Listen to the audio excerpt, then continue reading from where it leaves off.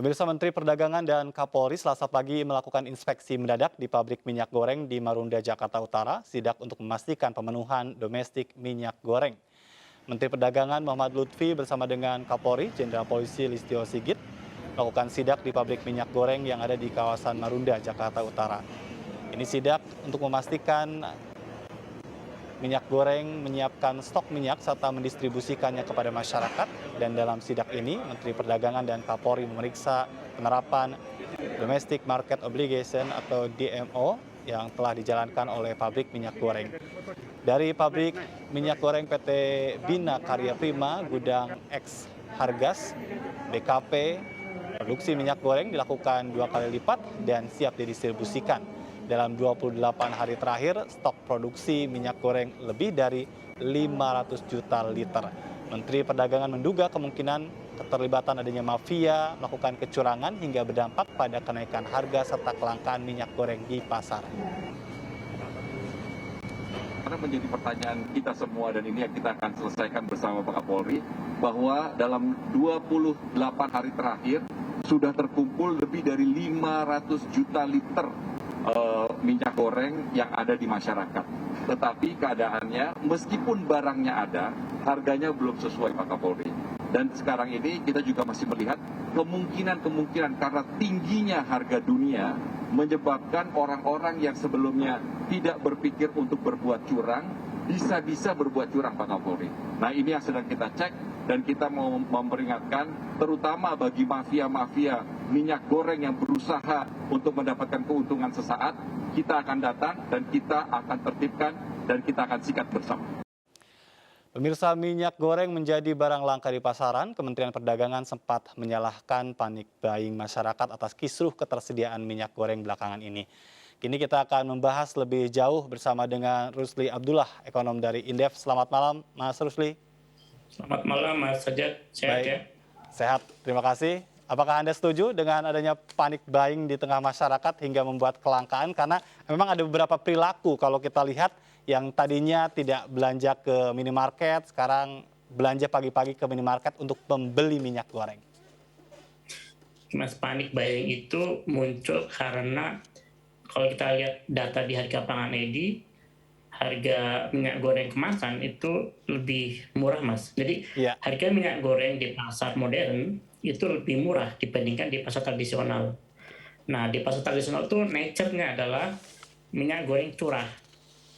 Nah, ketika minyak goreng curah itu quote and quote lebih tinggi harganya dibandingkan harga yang kemasan, Mas, itu pada akhirnya orang akan lebih membeli yang kemasan. Nah, di sini adalah di pasar modern. Baik. Itulah kenapa selama saat ini kita lihat, Mas, banyak antrian, banyak panik buying itu di pasar-pasar modern yang notabene adalah mereka menjual minyak goreng kemasan. Iya.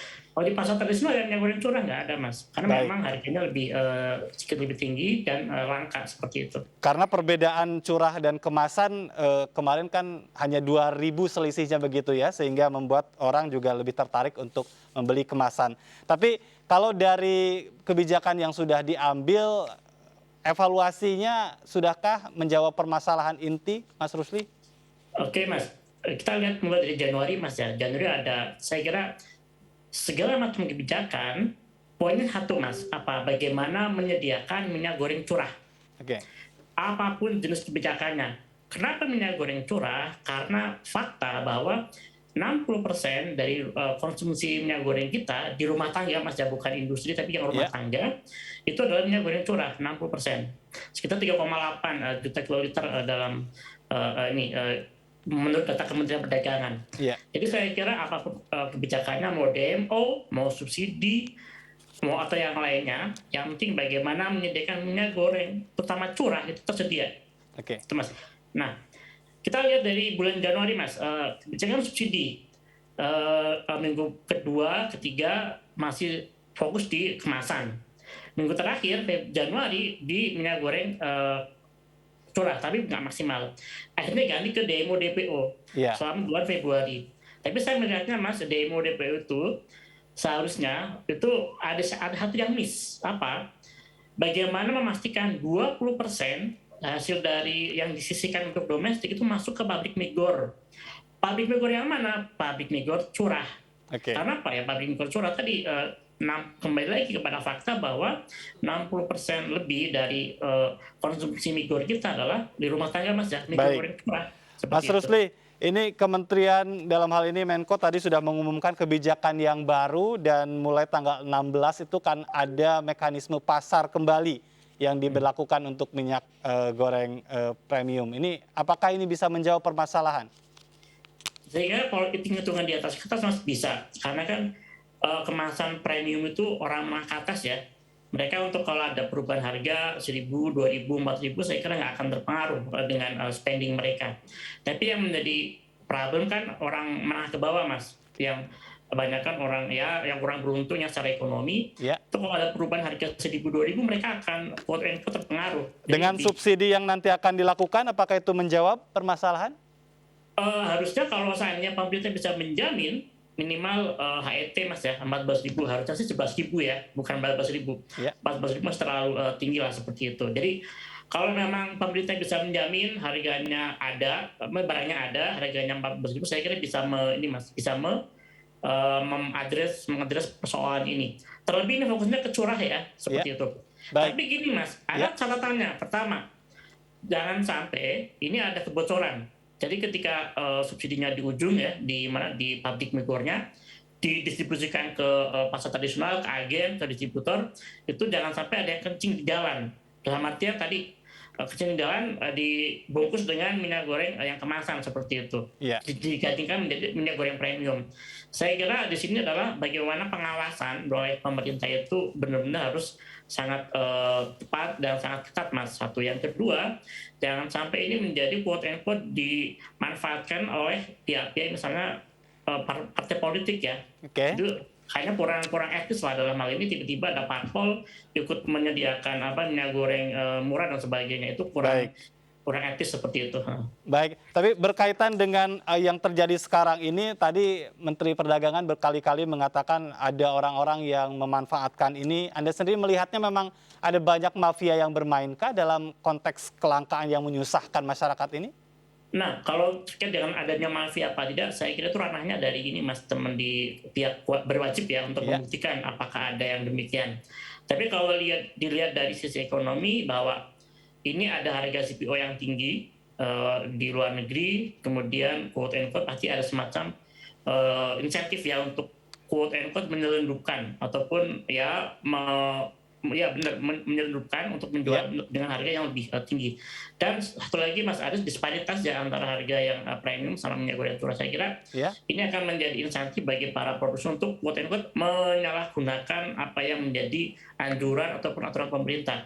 Tapi sekali lagi, Mas, ini kan kalau dari teori ekonomi memang ada demikian. Tapi untuk membuktikan, saya kira disinilah peran dari pihak berwajib. Baik. Evaluasi kebijakan sudah dilakukan, ada muncul kebijakan baru yang nanti akan diterapkan tanggal 16, tapi kita tahu juga ini menghadapi Lebaran, Ramadan sebelumnya, biasanya harga-harga makin juga melonjak begitu, itu dalam konteks normal, apalagi dalam kondisi seperti sekarang. Catatannya dari Anda, Mas Rusli, terakhir untuk bisa menyelesaikan permasalahan ini, karena ya masyarakat sudah banyak yang menjerit dalam hal ini. Pertama, Mas, apapun jenis kebijakannya, yang penting bagaimana menyediakan minyak goreng curah itu ada, harganya terjangkau. Karena apa? Tadi fakta bahwa 60% lebih dari rumah tangga kita adalah konsumsi minyak goreng curah. Yang kedua, ini kan ada switching ke subsidi ya. Nah, bagaimana cara mengawasi baik di hulunya atau di hilirnya.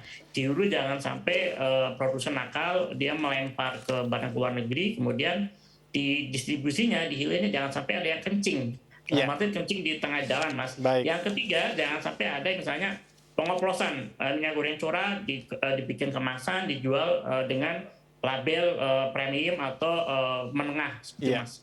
Mudah-mudahan ini semuanya juga bisa dicegah ya potensi-potensi kecurangan tersebut. Dan kita berharap memang tidak lagi langka karena banyak juga ya kebutuhan-kebutuhan lain yang juga sudah naik berbarengan dengan minyak goreng ini. Sudah hampir 2 minggu lagi mau puasa nih. Baik, terima kasih Mas Rusli sudah berbincang bersama kami. Pemirsa, Rusli Abdullah, ekonom dari Indep. Dan pemirsa, usai sudah MNC News Prime hari ini. Mari berbagi untuk masyarakat yang terdampak bencana di tanah air melalui MNC Peduli. Tetap patuhi protokol kesehatan. Saya Ajat Turatma. Sampai jumpa.